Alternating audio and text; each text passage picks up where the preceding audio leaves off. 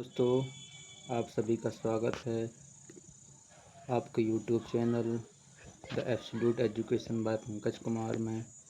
आज हम देखने वाले हैं यूरोप में राष्ट्रवाद का उदय, है ना। जो भी व्यूअर फर्स्ट टाइम विजिट कर रहे हैं हमारे चैनल पर, तो चैनल को सब्सक्राइब कर लीजिएगा, लाइक शेयर ज़रूर करिएगा अपने दोस्तों को, ताकि उनकी भी हेल्प होती रहे। ठीक है, अब अपन यहाँ से समझते हैं चीज़ों को, कहानी को देखते हैं कि क्या है कहानी इसकी यूरोप में राष्ट्रवाद की, है ना। तो जैसा कि लिखा हुआ है 1848 में एक फ्रांसीसी कलाकार होते हैं, क्या नाम उनका, फ्रेडरिक सारियू। वो क्या करते हैं कि अपने 4 चित्रों की एक श्रृंखला बनाई उन्होंने, ठीक है। और इनमें से उसने सपनों का एक संसार रचा, जो उसके शब्दों में जनतांत्रिक और सामाजिक गणतंत्रों से मिलकर बना था। तो 4 चित्रों को मिला करके एक चित्र बनाया था, जो किस पे बेस्ड था, जनतांत्रिक और सामाजिक गणतंत्रों से मिलकर बना था। इस श्रृंखला के पहले चित्र देखें, ठीक है। जैसे कि हमने बताया कि पहले चित्र में क्या था, तो देख सकते हैं अपन, ये चित्र बना हुआ है, फ्रेडरिक सारियू है, इसमें 4 चित्रों का डिवीज़न है, ठीक है। इसमें अब अपने को आगे देखते हैं कि क्या होता है। पहले चित्र में देखें, चित्र में क्या दिखाया गया है, तो दिखाया गया है कि इसमें अपने यूरोप और अमेरिका के लोग दिखाए गए, सभी उम्र और सामाजिक वर्गों के स्त्री पुरुष एक लंबी कतार में स्वतंत्रता की प्रतिमा की वंदना करते हुए जा रहे हैं। आपको याद होगा कि फ्रांसीसी क्रांति के दौरान कलाकार स्वतंत्रता को महिला का रूप प्रदान किया करते थे। इसमें ये बताने का प्रयास किया गया है कि जो कलाकार होते थे, आर्टिस्ट वगैरह हुआ करते थे पहले ज़माने में, वो क्या किया करते थे कि स्वतंत्रता की जो किसी भी चीज़ को महिला से डोनेट कर देते थे। मतलब उनके कहने का मतलब ये, कलाकार जो होते हैं किसी भी चीज़ को आगे ले जाने के लिए उसमें महिला की ज़रूर योगदान देते थे। अब आगे चलते हैं, ज्ञानोदय की मिसाल लिए हुए यहाँ भी आप देख सकते हैं, ज्ञानोदय की मिसाल को पहचान सकते हैं आप, जो उनके हाथ में है। किसके हाथ में है? उस महिला के हाथ में है, ठीक है। अभी अपन बताते हैं ज्ञानोदय की मिसाल है, ठीक है। कहाँ पे ज्ञानोदय की मिसाल है अपन देखते हैं। देखो यहाँ पे हम अभी दिखाते हैं, देखो एक महिला है, ठीक है ना। जो महिला है ये ज्ञानोदय की मिसाल ली हुई है, ठीक है। आगे बढ़ते हैं, ज्ञानोदय की मिसाल की पहचान लिया अपन ने, अब आगे बढ़ते हैं, है ना। और दूसरे हाथ में मनुष्य के अधिकारों का घोषणा पत्र वो लिए हुए हैं। अभी देख लेंगे आगे। आगे बढ़ते हैं, प्रतिमा के सामने जमीन पर निरंकुश स्थानों के ध्वस्त अवशेष बिखरे हुए हैं। निरंकुश का मतलब अभी समझेंगे, जितने भी हाईलाइटेड वर्ड्स हैं। निरंकुश संस्थानों के ध्वस्त अवशेष बिखरे हुए हैं। और सारियू के कल्पनादर्श, क्या, सारियू के कल्पनादर्श में दुनिया के लोग क्या कर रहे हैं, देखते हैं। सारियू की कल्पनादर्श यूटोपिया, यूटोपिया मतलब आदर्श समाज की कल्पना को कहा जाता है। और निरंकुश जो होता है जिस पर किसी का अंकुश नहीं होता है। अभी इसको डिटेल में अपन समझ लेंगे। इसमें दुनिया के लोग क्या कर रहे हैं, अलग राष्ट्रों के समूह में बटे हुए हैं। उनकी जिनकी पहचान उनके कपड़ों और राष्ट्रीय पोशाक से होती है, ठीक है। राष्ट्रीय पोशाक से उनकी क्या होती है, पहचान होती है कि ये किस देश से आए हुए हैं। अब आगे देखते हैं, स्वतंत्रता की मूर्ति से कहीं आगे इस जुलूस का नेतृत्व कर रहे हैं। कौन कर रहा है नेतृत्व? संयुक्त राज्य अमेरिका और स्विट्जरलैंड, जो क्या कर रहे हैं, जो जब तक राष्ट्र बन चुके हुए होते हैं वही क्या कर रहे हैं, नेतृत्व कर रहे हैं। और फ्रांस जो क्रांतिकारी तिरंगे से पहचाना जा सकता है प्रतिमा के पास। ठीक है, अब इसके आगे पहले कुछ शब्दार्थ जो अभी रह गए थे अपने, उनको देख लेते हैं। क्या क्या रह गए थे कि निरंकुश और एक कल्पनादर्श। अभी अभी अपन ने देखा था ये अवशेष बिखरे हुए हैं, जो अपन ने अभी बताया था, ये अवशेष बिखरे हुए हैं। और अपन क्या छोड़ दिया था अभी स्टार्टिंग में, ये अधिकारों का घोषणा पत्र। तो ये अधिकारों का घोषणा पत्र ये लिए हुए हैं, और ये ज्ञानोदय की मिसाल ये लिए हुए हैं। ठीक है, अब आगे बढ़ते हैं। दो शब्दार्थ नए शब्द जो जो अभी नए नए आए हुए हैं उन्हीं को समझते हैं। एक ये दिया गया है अपना निरंकुशवाद। ठीक है, एब्सोल्यूटिज्म, ऐसी सरकार या शासन व्यवस्था जिसकी सत्ता पर किसी प्रकार का कोई अंकुश नहीं होता, यानी कि ऐसी सरकार जिस पर किसी प्रकार का कोई अंकुश नहीं लगाया जा सकता है। इतिहास में ऐसी राजशाही सरकारों को निरंकुश सरकार कहा जाता है, जो अत्यंत केंद्रीकृत, सैन्य बल पर आधारित और दमनकारी सरकारें होती थीं। अब आगे कल्पनादर्श को देख लेते हैं। कल्पनादर्श का क्या सीन है। कल्पनादर्श, जिसको इंग्लिश में यूटोपिया कहते हैं, एक ऐसे समाज की कल्पना जो इतना आदर्श है कि उसका साकार होना लगभग असंभव होता है। यानी कि ये कहना चाह रहे हैं कि राम राज्य, कुल मिला के कहने की बात जो राम राज्य की बात है, कल्पनादर्श जो कभी भी ऐसा होना संभव नहीं है। ठीक है, अब गतिविधि में क्या बताया गया है। आपकी राय में एक चित्र एक में किस प्रकार की कल्पनादर्शी दृष्टि को प्रतिबिंबित करता है। ठीक है, अब आगे बढ़ते हैं नेक्स्ट पेज की तरफ। नेक्स्ट पेज में क्या बोला जा रहा है, तो यहाँ पे अपना हुआ था प्रतिमा के पास तक अपन ने इसको देख लिया था। ठीक है, अब आगे देखते हैं कि आगे क्या हुआ था। प्रतिमा के पास, यहाँ तक हो गया था अपना प्रतिमा के पास तक, है ना। तो आगे देखते हैं, प्रतिमा के पास अभी अभी पहुँचा था। ठीक है, उसके पीछे जर्मनी के लोग हैं जो काला, लाल और सुनहरा झंडा थामे हैं। ठीक है, किसके पीछे कौन है एक बार क्लियर किए लेते हैं। ठीक है, ये देखो यहाँ पे अपन ने बताया था फ्रांस जो क्रांतिकारी तिरंगे से पहचाना जा सकता है प्रतिमा के पास अभी अभी वो कहाँ पहुँच गया है, प्रतिमा के पास पहुँचा है ना। अब आगे देखते हैं, प्रतिमा के पास पहुँच गया है फ्रांस और जर्मनी के लोग काला, लाल और सुनहरा झंडा थामे हुए हैं। यह दिलचस्प है कि जिस समय सारियू ने यह छवि निर्मित की, जर्मन लोग तब तक एक संयुक्त राष्ट्र का हिस्सा नहीं बने थे। जर्मन लोग नहीं बने हुए थे। ठीक है, कौन कौन बना हुआ था, अभी अभी हमने बताया संयुक्त राष्ट्र कौन कौन बन गए थे। ठीक, मतलब राष्ट्र बने थे, संयुक्त राष्ट्र नहीं बने थे। संयुक्त राज्य अमेरिका और स्विट्जरलैंड क्या बन चुके थे, राष्ट्र राज्य बन चुके थे। ठीक, लेकिन संयुक्त राष्ट्र वो नहीं बने थे। अब आगे देखते हैं और क्या थे।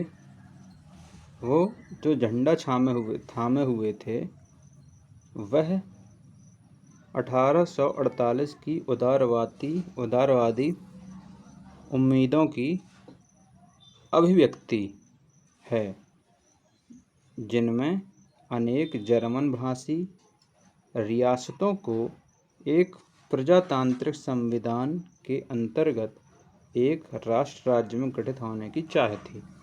मतलब वो उसको क्या करना चाहते थे, एक राष्ट्र राज्य में गठित करने की उनके अंदर एक क्या थी, कामना थी।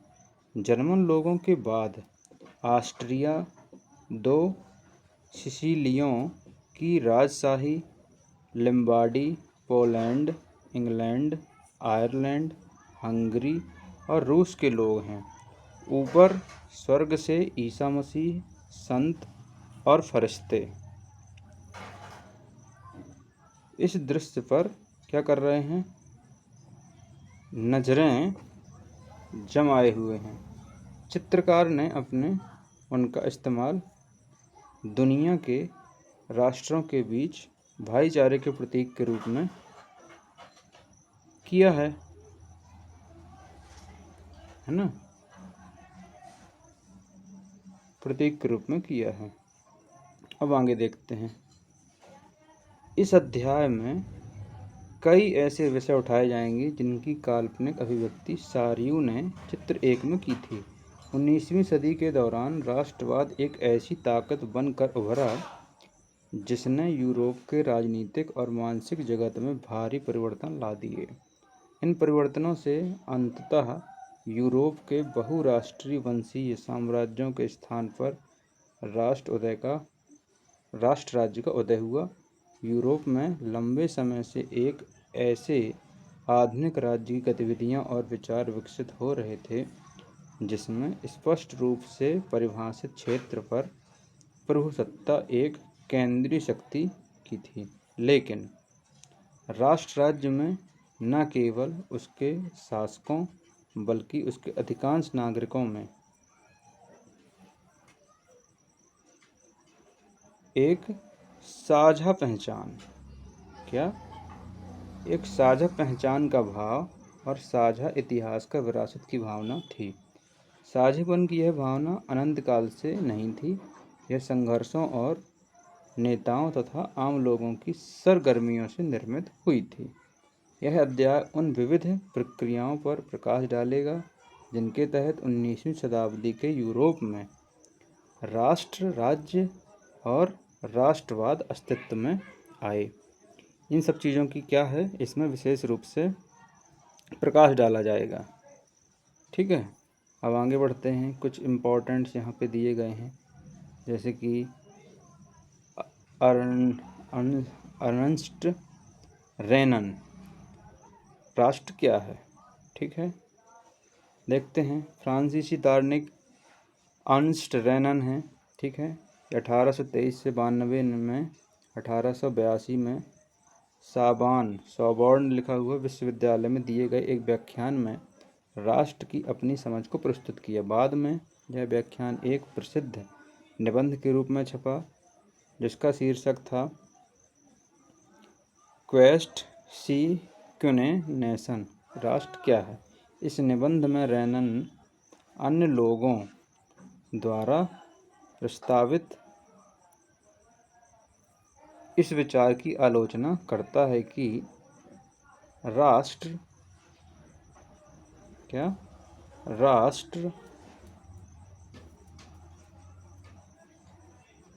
क्या करता है। राष्ट्र समान भाषा, नस्ल, धर्म या क्षेत्र से बनता है। एक राष्ट्र लंबे प्रयासों, त्याग और निष्ठा का क्या होता है, चरम बिंदु होता है। शौर्यवीरता से युक्त अतीत, महान पुरुषों के नाम और गौरव, यह वह सामाजिक पूंजी है जिस पर एक राष्ट्रीय विचार आधारित किया जाता है। ठीक है, और राष्ट्रीय विचार क्या किया जाता है, आधारित किया जाता है। आगे देखते हैं। अतीत में समान गौरव का होना, वर्तमान में एक समान इच्छा संकल्प का होना, साथ मिलकर महान काम करना और आगे ऐसे काम और करने की इच्छा एक जन समूह होने की क्या कर देता है। यहाँ फिर से आते हैं, जन समूह यहीं पास में ही होगा, लाइन पे बने रहिएगा। जन समूह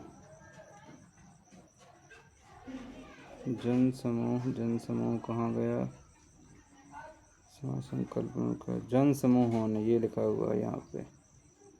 ठीक है, तो ये किसकी बात करता है, अपने जन समूह की बात करता है ना। इस तरह करते हैं, इसमें डिस्टर्बेंस नहीं होगा। जन समूह होने की एक सब जरूरी शर्तें हैं, अतः राष्ट्र एक बड़ी और व्यापक एकता, लार्ज स्केल सॉलिडारिटी है। उसका अस्तित्व रोज होने वाला जनमत संग्रह है, प्रांत उसके निवासी हैं। अगर सलाह लिए जाने का किसी का अधिकार है तो वह निवासी ही है। किसी देश का विलय करने या किसी देश पर उसकी इच्छा के विरुद्ध कब्जा जमाने रखने में एक राष्ट्र की वास्तव में कोई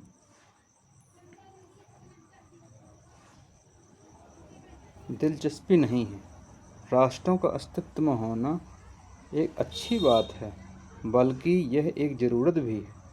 उनका होना स्वतंत्रता की गारंटी है, और अगर दुनिया में केवल एक कानून और उसका केवल एक मालिक होता तो स्वतंत्रता का लोप हो जाता। यानी कि कहना ये चाह रहे हैं, यदि कोई एक मालिक होता तो फिर स्वतंत्रता किस बात की होती? स्वतंत्रता का फिर कोई मतलब नहीं रह जाता।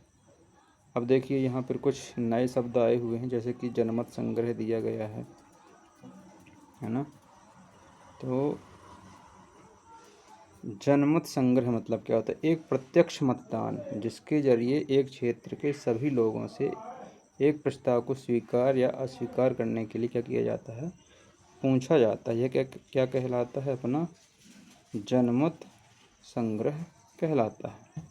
अब यहाँ पर चर्चा करने के लिए बोला गया है। क्या बोला गया है चर्चा करने के लिए? कि रैनन की समझ के अनुसार, अब ये पन्ना आगे पढ़ा था रैनन के बारे में, एक राष्ट्र की विशेषताओं का संक्षिप्त विवरण दें और उसके मतानुसार राष्ट्र क्यों महत्वपूर्ण है, इस बात की क्या करनी है अपने को? चर्चा करनी है अपने विद्यालय में। अब आगे देखते हैं। अब यहाँ से अपना मुख्य चैप्टर शुरू होता है कि क्या चीज़ है? फ्रांसीसी क्रांति और राष्ट्र का विचार। फ्रांसीसी क्रांति और राष्ट्र का विचार, ठीक है। अब इसको थोड़ा सा जूम कर लेते ताकि समझने में आसानी हो। अब राष्ट्रवाद की पहली स्पष्ट अभिव्यक्ति 1789 में फ्रांसीसी क्रांति के साथ में हुई। जब 1789 में फ्रांसीसी क्रांति हुई, उसी के साथ में राष्ट्रवाद की पहली स्पष्ट अभिव्यक्ति लोगों को पता चली। जैसे कि आपको याद होगा, 1789 में फ्रांस एक ऐसा राज्य था जिसके संपूर्ण भूभाग पर एक निरंकुश राजा का आधिपत्य था। फ्रांसीसी क्रांति से जो राजनीतिक और संवैधानिक बदलाव हुए, उनसे प्रभुसत्ता राजतंत्र से निकलकर फ्रांसीसी नागरिकों के समूह में हस्तांतरित हो गई। क्रांति ने घोषणा की कि अब लोगों द्वारा राष्ट्र का गठन होगा। किसके द्वारा राष्ट्र गठन होगा? लोगों के द्वारा। लोगों के द्वारा क्या होगा? राष्ट्र का गठन होगा, और वे ही उसकी नियति तय करेंगे। प्रारंभ से ही फ्रांसीसी क्रांतिकारियों ने ऐसे अनेक कदम उठाए जिनसे फ्रांसीसी लोगों में एक सामूहिक पहचान की भावना पैदा हो सकती थी।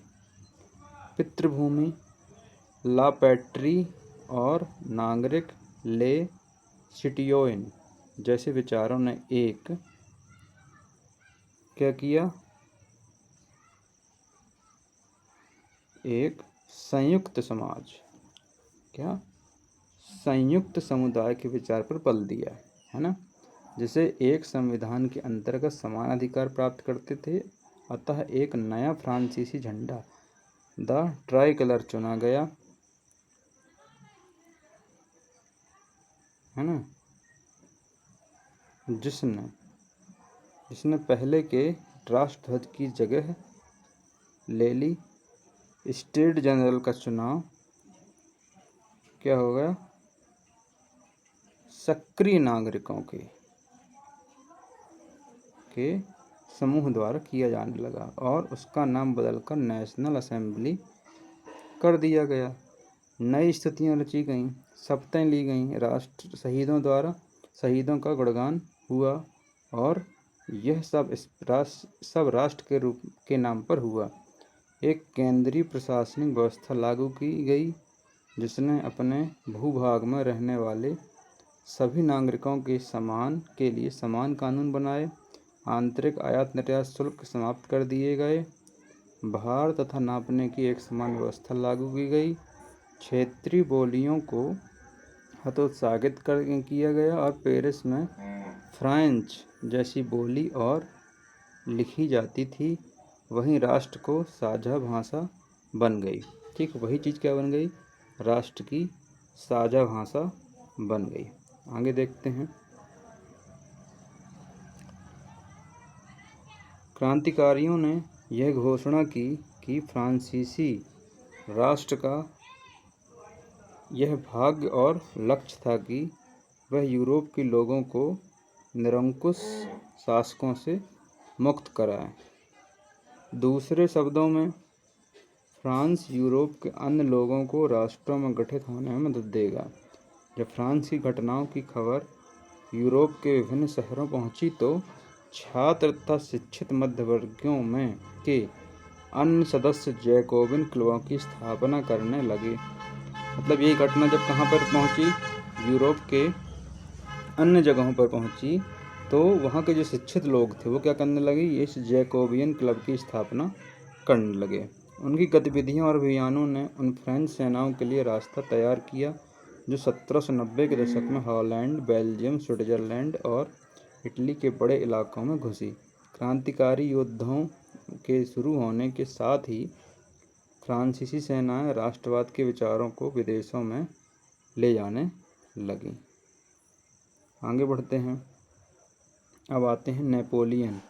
नेपोलियन के नियंत्रण में जो विशाल क्षेत्र आया, वहाँ उसने ऐसे अनेक सुधारों की शुरुआत की जिन्हें फ्रांस की पहले ही आरंभ किया जा चुका था। यानी कि फ्रांस में चीज़ पहले ही प्रारंभ हो चुका था। जो किसने किया?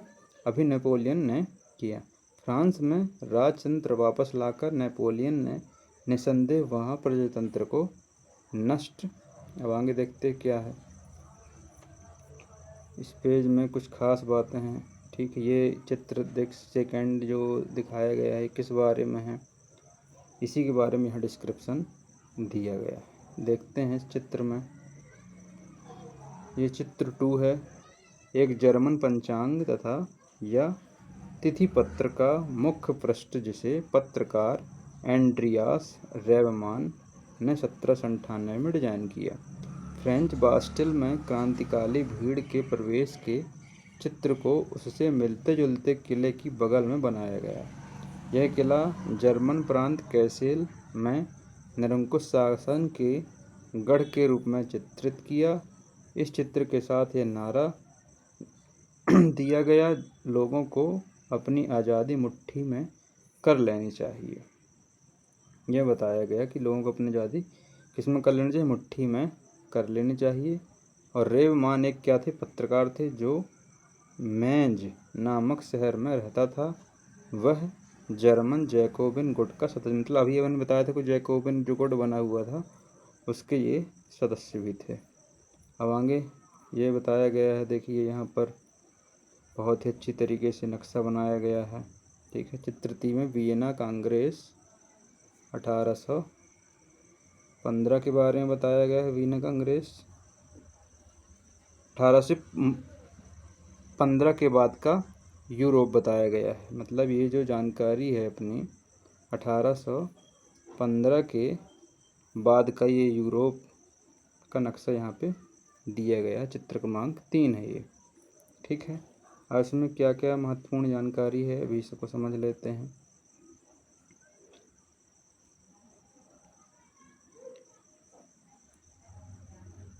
किया गया, मगर प्रशासनिक क्षेत्र में उसने क्रांतिकारी सिद्धांतों का समावेश किया था ताकि पूरी व्यवस्था अधिक तर्कसंगत और कुशल बन सके। 1804 की नागरिक संहिता, जिसे आमतौर पर नेपोलियन की संहिता के नाम से जाना जाता है, ने जन्म पर आधारित विशेषाधिकार क्या कर दिए? समाप्त कर दिए। जो जन्म से अधिकार, जैसे राजा का बेटा राजा, ठीक है, उसने कानून के समक्ष बराबरी और संपत्ति के अधिकार को सुरक्षित बनाया। इस संहिता को फ्रांसीसी नियंत्रण के अधीन लोगों क्षेत्रों में लागू किया गया। डच गणतंत्र, स्विट्जरलैंड, इटली और जर्मनी में नेपोलियन ने प्रशासनिक विभाजनों को क्या किया? सरल बनाया। सामंती व्यवस्था को क्या कर दिया? खत्म कर दिया।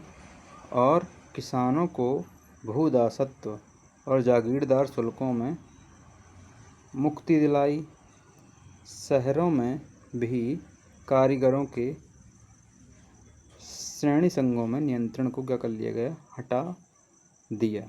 यातायात और संचार व्यवस्थाओं को क्या किया गया, सुधारा गया। किसानों, कारीगरों, मजदूरों और नए उद्योगपतियों ने नई नई मिली आज़ादी चखी और उद्योगपतियों और ख़ास तौर पर सामान बनाने वाले लघु उत्पादक यह समझने लगे कि एक समान कानून। अब ये आगे देखते हैं, ये इस तरह की क्रांति देखिए हो रही है। इस चित्र में और क्या दिखाया गया है देखते हैं। ये देखिए इस तरह का चित्र यहाँ पे है, तो मैं इसको पढ़कर आपको सुनाता हूँ। तो ये क्या बताया गया है, ज्वेक्रेन जर्मनी में स्वतंत्रता के वृक्ष का रोपण। जर्मन चित्रकार कार्ल कैस्पर फ्रीड्ज द्वारा बनाए गए इस रंगीन चित्र का विषय फ्रेंच सेनाओं द्वारा ज्वेक्रेन शहर का पर कब्जा है। अपनी नीली, सफ़ेद और लाल पोशाकों से पहचाने जाने वाले फ्रांसीसी सैनिकों को दमनकारियों के रूप में प्रस्तुत किया गया, जो एक किसान की गाड़ी बाएं छीनते हुए और कुछ युवा महिलाओं को तंग कर रहे हैं।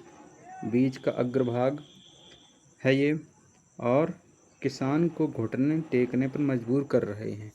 स्वतंत्रता के वृक्ष पर लगाई जा रही पट्टी पर जर्मन में लिखा है, उसका अनुवाद है, हमसे आज़ादी और समानता ले लो, यह मानवता का आदर्श रूप है। यह फ्रांसीसियों के इस दावे पर व्यंग है कि जिन इलाकों पर में जाते थे वह राजतंत्र का विरोध कर मुक्तिदाता बन जाते थे। तो अब देखो क्या किया गया है, यहाँ पे स्पष्ट रूप से दिखाया गया है। ये देखिए महिलाएं हैं, ठीक है, और इस तरह से चीज़ों को इसमें दर्शाया गया है ना। आगे बढ़ते हैं। किसान की गाड़ी है, देखिए यही यहाँ पर किसान की ये गाड़ी है, ये है किसान की गाड़ी यहाँ पर। और क्या बताया गया है, छीन रहे हैं उसकी गाड़ी को, ठीक है। और महिलाएं जो ये हैं यहाँ पे इसको क्या कर रहे हैं, तंग कर रहे हैं, ठीक है। कौन तंग कर रहा है, फ्रांसीसी सैनिक, ठीक है। अब मजबूर कर रहे हैं घुटने टेकने पर किसान को, ये किसान है, ये किसान है, उसको घुटने टेकने पर मजबूर किया जा रहा है, ठीक है। और इस महिलाओं को क्या किया जा रहा है, ये यहाँ पे तंग कर रहे हैं, ठीक। अब आगे बढ़ते हैं। अब देखते हैं आगे क्या होता है।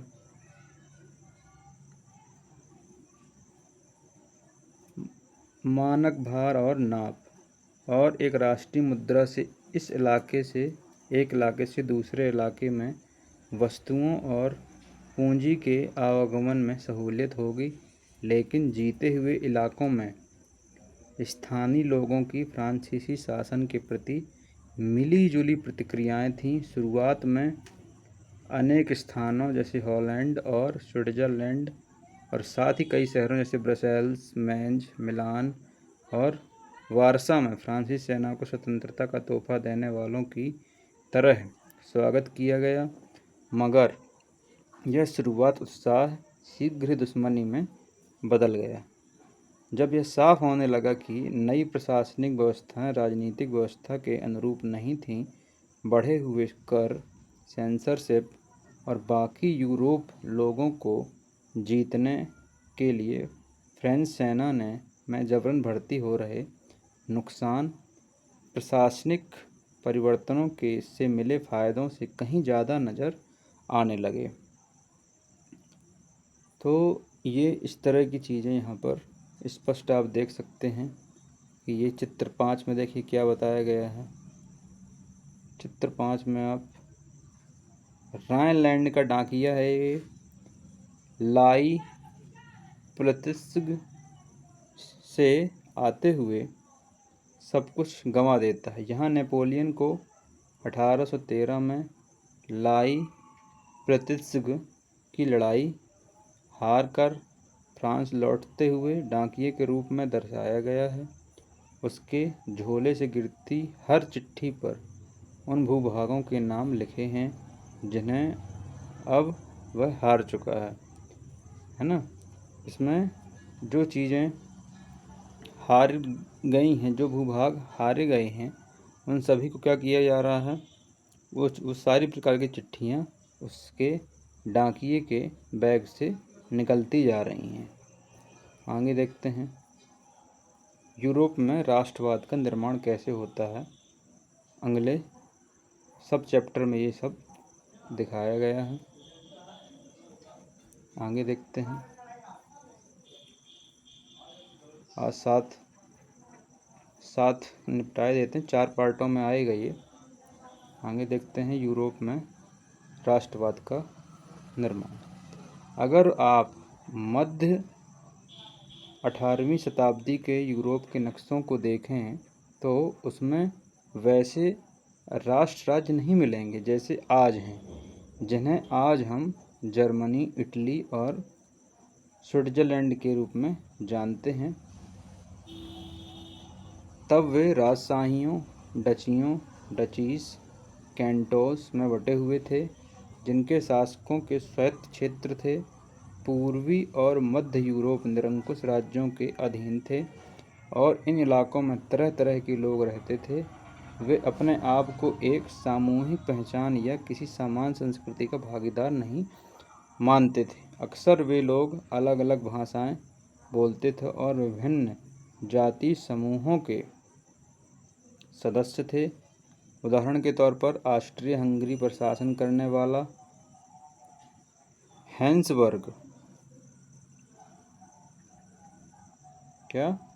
हैंसबर्ग साम्राज्य कई अलग अलग क्षेत्रों जनसमूहों को जोड़कर बना था। इसमें एल्प्स के टियाल, ऑस्ट्रिया, सुडेटेनलैंड जैसे इलाकों के साथ साथ बोहेमिया भी क्या था, शामिल था। जहाँ के कुलीन वर्ग में जर्मन भाषा बोलने वाले ज़्यादा थे। हैब्सबर्ग साम्राज्य में लैम्बार्डी और वेनेशिया जैसे इतालवी भाषी प्रांत भी शामिल थे। हंगरी के आधे लोग मैग्यार भाषा बोलते थे, जबकि बाकी लोग विभिन्न बोलियों का इस्तेमाल करते थे। गालिसिया में कुलीन वर्ग पोलिश भाषा बोलता था।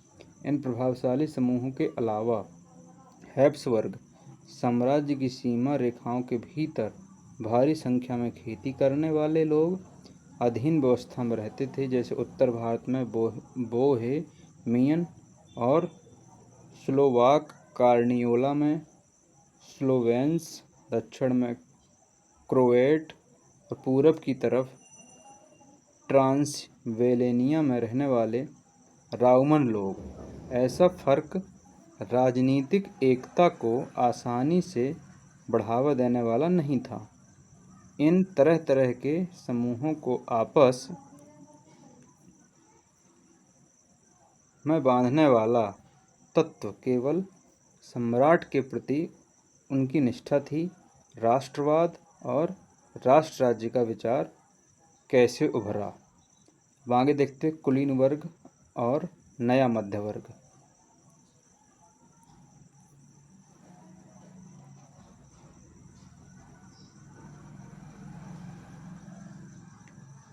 सामाजिक और राजनीतिक रूप से जमीन का मालिक कुलीन वर्ग यूरोपीय महाद्वीप का सबसे प्रभावशाली वर्ग था।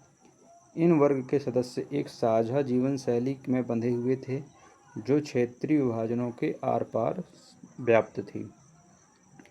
वे ग्रामीण इलाकों में जायदाद और शहरी हवेलियों के मालिक थे। राजनीतिक कार्यों के लिए तथा उच्च वर्गों के बीच वे फ्रेंच भाषा का प्रयोग करते थे।